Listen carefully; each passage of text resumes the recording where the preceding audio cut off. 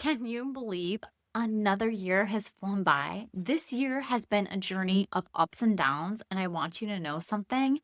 If you felt a little scattered or inconsistent with your planning, you're not alone. I've been there too, and honestly, I still have to remind myself that the Lord's plan is always greater, even when things do not go the way that I map them out. Today, we're walking through a simple, high level annual planning process so you can step into the new year with clarity and not chaos. And if you want the full step by step version with all the journal prompts and worksheets, go ahead and head over to the blog. I'll put the link down below in the show notes.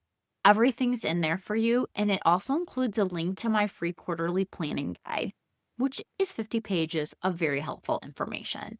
So, why your annual planning matters. Your annual planning becomes the compass.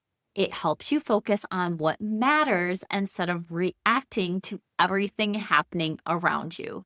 Successful online business owners understand that business ebbs and flows. What keeps you grounded is your why and your vision. Planning helps you stay in CEO mode. It prevents flying by the seat of your pants. I know it's fun, but sometimes you need to keep your priorities front and center. And that helps you feel in control and not behind. It reduces that hustle. Now, this doesn't mean you need everything mapped out perfectly. Annual planning is your 10,000-foot view. Quarterlies are where the details actually live. Before you move forward, you have to look back. Reflection helps you understand what's working and what needs to shift in the new year. What didn't work for you this last year? What went well? What are you so proud of? What challenged you? What changed you? And what do you want to do differently in the new year? Remember, there is no failure, only feedback. And keep it simple, friend. If you're not a journaler, that's okay. Just write out a list. The key is to actually do it. The happiness assessment. Yep, this is one of my favorite parts. Inside Notion, I track my daily happiness. It helps me see the real patterns over time. For you, this is where you assess how satisfied you feel in the areas that matter the most to you. So the 8 categories, and maybe you have different ones, are money, personal growth, self-care, family and friends, love and relationships, fun and leisure, home, business. This will help you see what's working and where you need to give yourself grace. Just judge those on a scale of 1 to 10, your happiness level with all those different all of those different categories, excuse me. Okay, and the next thing is your vision casting. This is where you let yourself dream. What do you want your life to look like 1 year from now? What do you want to feel? High level prompts for you that you can use in this area is: who do you want to become? What matters the most? What's your ideal schedule look like? The gaps between where you are and where you want to be. What is holding you back? And yes, choose your word for the year. I'm still thinking on my word for the year or for next year.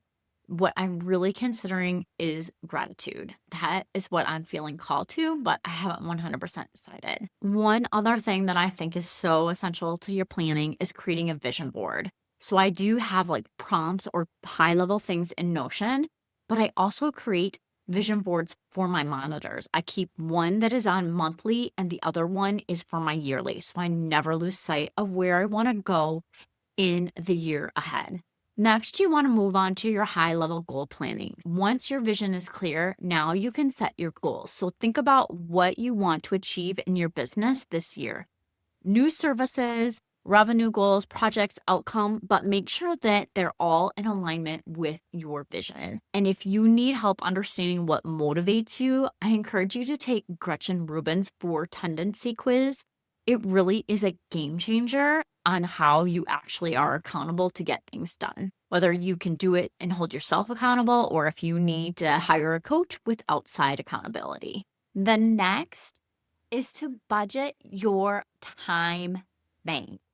and your launch map for the next year, because you want to make sure your time and your launches are in alignment with each other, because your time matters. Where you spend it matters. You want to know your revenue goals, spending, saving, and how much you want to pay yourself. And yes, make sure your pricing actually matches your revenue goals. Then look at your year from a high level. What do you want? When do you want time off? When do you want to have slower months? What is your focus area each quarter? You want your business to fit around your life, not the other way around. If part of your yearly plan includes being more consistent with your long form content, or you want to refresh, reuse, and repurpose what you already have, this is where I can support you.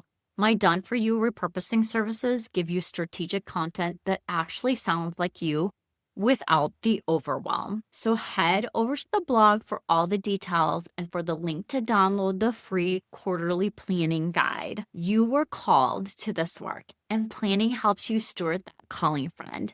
You don't need to have a perfect plan. You just need to have a simple one that you will actually follow. I appreciate you.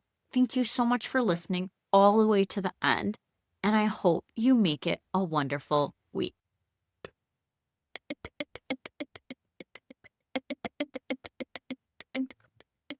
Yay! Thank you so much for listening. I hope that you found this episode valuable and learned some actionable tips that you can implement in your business so that you can feel accomplished and less stressed. If you enjoyed this show, please take a quick minute to share this with your business bestie, subscribe, and leave a review. It helps me reach more business owners just like you. And if you have any questions or topics you'd like me to cover in future episodes, please reach out to me on my website. I've created a form just for you. Remember, with the right system and mindset, you can achieve the success your heart desires.